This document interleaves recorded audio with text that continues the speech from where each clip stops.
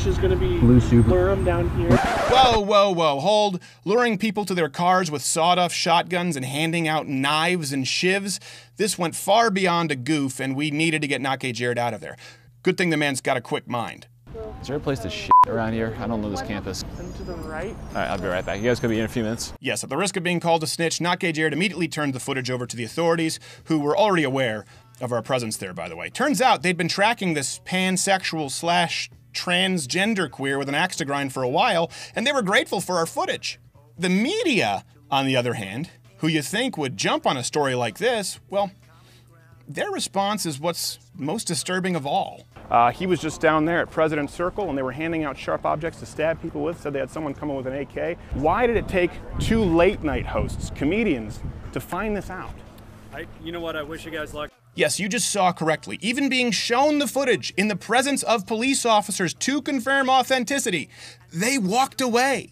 Also, I should note, this is Dan Harris from Nightline, national ABC News. He knew about the footage and the whole story, too. I offered it to him and asked for his card. He did not give it to me. We were delivering a story to local and national news on a silver platter which included infiltration, violence, and exposing the roots of a national domestic terrorist organization. And no one even wanted to give it a glimpse? Not one person? It didn't even get mentioned. Protesters flooding the campus trying to shut down conservative speaker Ben Shapiro's appearance. These are protesters that are against Ben Shapiro, conservative. Only these people didn't call Ben Shapiro controversial. They called him a Nazi. And they aren't there to protest. They are there to punch Nazis as they chalk and paint on the walls, or commit violence against people filming them, depending on the day. Case in point, our footage assisted with leading to the arrests of these violent protesters. Good example, codename Honeybee? Her real name is Jenna.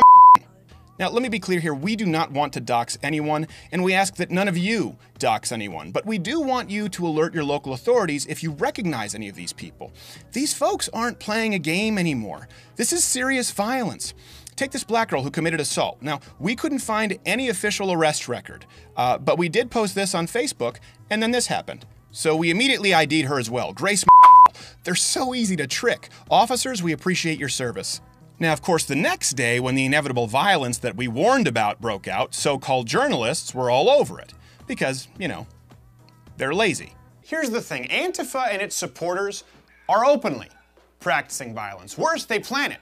They plan to escalate it, as you can see. Now, if they call Ben Shapiro or me a Nazi, what does that make you? If they justify violence against someone with, I don't know, an iPhone camera, what can they do to you? But worst of all, why did it take a late-night podcast host and his producer to do this kind of journalism? Cryptic messaging apps, private groups, handing out illegal weapons, and planning tactics. You mean to tell me that no one at ABC, NBC, CBS, CNN with billions of dollars in resources could have done this? It took Steven Crowder and Not Gay Jared to pull it off with some plane tickets and a couple burner phones? Sure, listen, Antifa is violent, they suck. We get it, very violent. But the fact that the media has never reported on any of this begs the question, are they complicit? Is the media complicit with all of this? Or do they just suck at their job?